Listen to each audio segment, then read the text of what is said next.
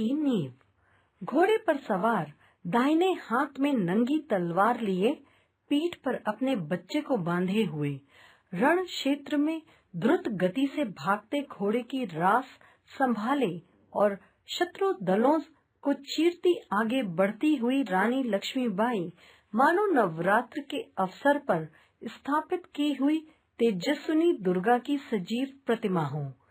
झांसी के वीर सैनिकों ने अपनी रानी के नेतृत्व में दृढ़ता से शत्रु का सामना किया।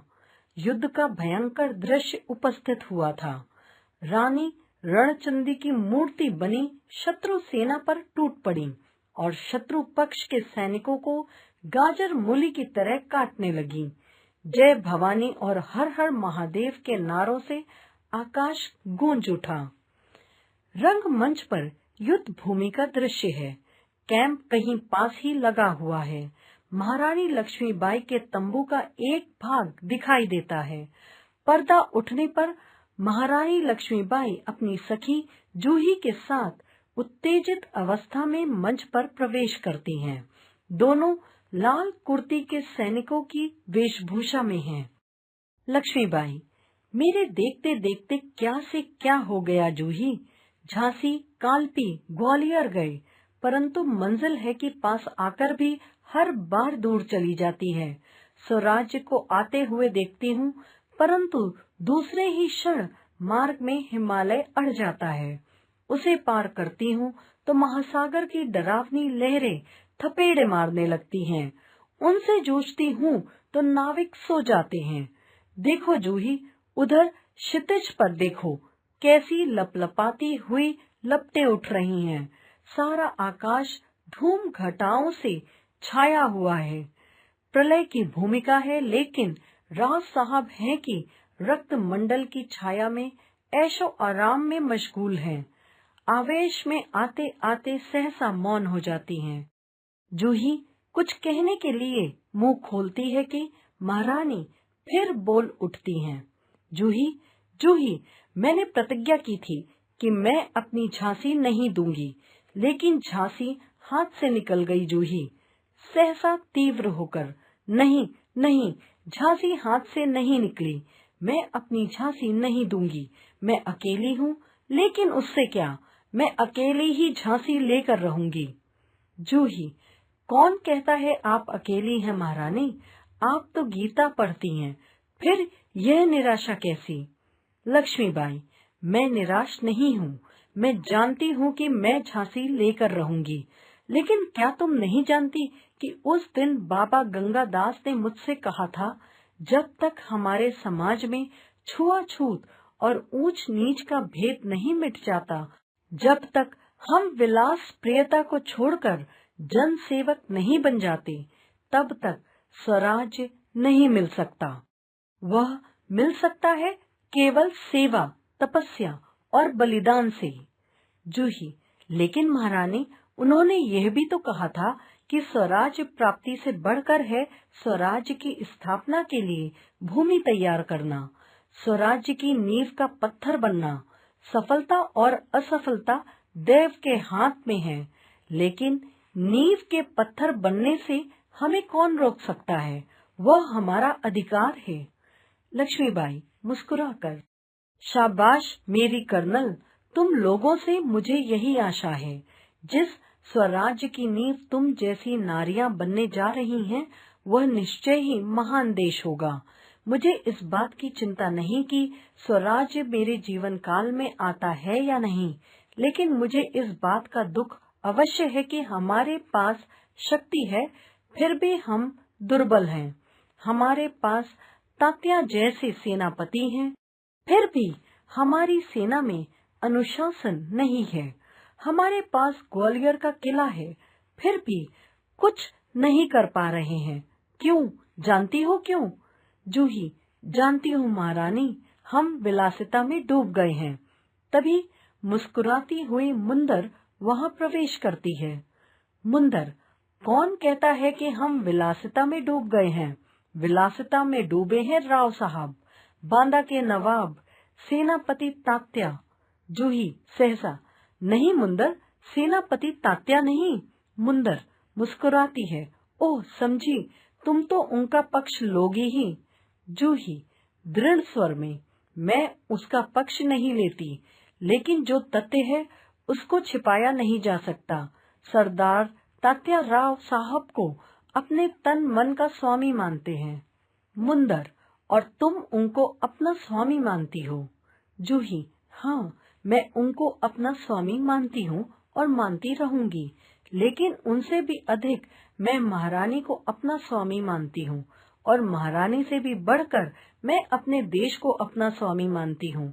देश के लिए मैं सरदार को भी ठुकरा सकती हूँ, ठुकरा चुकी हूँ। मुंदर सकपका कर, जूही तू तो नाराज हो गई, मेरा यह मतलब नहीं था। मैं तो केवल इतना ही कहना चाहती थी कि जब तूने उन्हें अपना स्वामी मान लिया है तो तू उन्हें रोकती क्यों नहीं। लक्ष्मीबाई, जूही ने उन्हें रोका है मुंदर। मैं जानती हूँ जब राव साहब के कहने पर तात्या इसे नाचने के लिए बुलाने को आए थे तो इसने उनको बुरी तरह तुत्कार दिया था। जूही हाँ रानी, मैं स्वराज्य के लिए नाच सकती हूँ, बराबर नाचती रही हूँ, परंतु विलासिता में डूबने के लिए अपनी कला को किसी के गले की फांसी नहीं बना सकती हूँ। जो मुझको ऐसा करने के लिए कहते हैं उनको मैं ठोकर भी मार सकती हूँ। लक्ष्मी दीर्घ निश्वास लेकर, ठोकर ही तो नहीं मार सकती जूही, यही दर्द तो हमें कचोट रहा है। अगर ठोकर मारकर हम उनकी मदहोशी दूर कर सकते तो बात ही क्या थी। जूही भाई साहब, मैं औरों की बात नहीं जानती, मुझे आज्ञा दीजिए, मैं ठोकर मारने को तैयार हूँ। मुंदर और मैं भी तैयार हूँ भाई साहब, चलो हम सब चलकर उनकी नींद हराम कर दें। लक्ष्मीबाई नहीं सुंदर नहीं, हम उनकी नींद हराम नहीं कर सकते, अब तो दुश्मन की ठोकर ही उनको उस नींद से जगा सकती है। जूही दुश्मन की ठोकर, ये आप क्या कह रही हैं। लक्ष्मीबाई हाँ जूही, दोस्त की ठोकर अविश्वास की खाई को और भी चौड़ा कर देती है। क्या तुम नहीं जानती कि हम एक दूसरे को किस दृष्टि से देखते हैं। क्या ऐसी स्थिति में मेरे कुछ कहने से शंकाओं की घटा और भी गहरा नहीं उठेगी। मुंदर बाई साहब ठीक कहती हैं, शंकाएं अविश्वास पैदा करेंगी और उस अविश्वास से उत्पन्न निराशा को दूर करने के लिए पायल की झनकार और भी झनक उठेगी। श्रीखंड और लड्डुओं पर जान देने वाले ब्राह्मणों के आशीर्वाद का स्वर और भी तेज हो उठेगा। सहसा कहीं दूर तोपों का स्वर उठता है। लक्ष्मीबाई और जूही, तू अगर तात्या को खोज सके तो तुरंत उन्हें यहाँ आने के लिए कहे। जूही खोज क्यों नहीं सकती, आपकी आज्ञा होने पर मैं उन्हें पाताल से खींच कर ला सकती हूँ। जाने को मुड़ती है कि रघुनाथ राव तेजी से प्रवेश करते हैं। रघुनाथ राव, महारानी आपने सुना। लक्ष्मीबाई क्या रघुनाथ। रघुनाथ राव, महारानी जनरल रोज की सेना ने मुरार में पेशवा की सेना को हरा दिया। जूही कांपकर, क्या पेशवा की सेना हार गई। लक्ष्मीबाई पेशवा की सेना हार गई, यह अच्छा नहीं हुआ, पर अब पेशवा की आंखें खुलेंगी। रघुनाथ अपनी सेना को तैयार होने की आज्ञा दो, रोज ग्वालियर का किला नहीं ले सकेगा। रघुनाथ राव, मैं जानता हूँ वह कभी नहीं ले सकेगा। मैं अभी सेना को कूच के लिए तैयार करता हूँ, केवल आपको सूचना देने के लिए आया था। जाता है। लक्ष्मीबाई और जूही तुम भी जाओ। सहसा बाहर देखकर, लेकिन ठहरो, शायद सेनापति तात्या इधर ही आ रहे हैं। जूही बाहर देखकर, जी हाँ, ये तो सरदार तात्या ही हैं। सरदार तात्या का प्रवेश। लक्ष्मीबाई कहिए सरदार तात्या, आज आप इधर कैसे भूल पड़े। तात्या भाई साहब, मैं किसी के लिए सरदार हो सकता हूँ, पर आपके लिए तो सेवक ही हूँ। लक्ष्मीबाई व्यंग से, इतने बड़े सेनापति को इस प्रकार एक नारी के सामने झुकते लज्जा नहीं आती। खैर छोड़ो इस बात को, यह तुम्हारी विनम्रता है, लेकिन यह तोपों की आवाज कैसी आ रही है? कौन सा उत्सव मनाया जा रहा है? शायद चाटुकारों में जागीर बांटना अभी खत्म नहीं हुआ है। तात्या, भाई साहब, आपको हमें लज्जित करने का पूरा अधिकार है।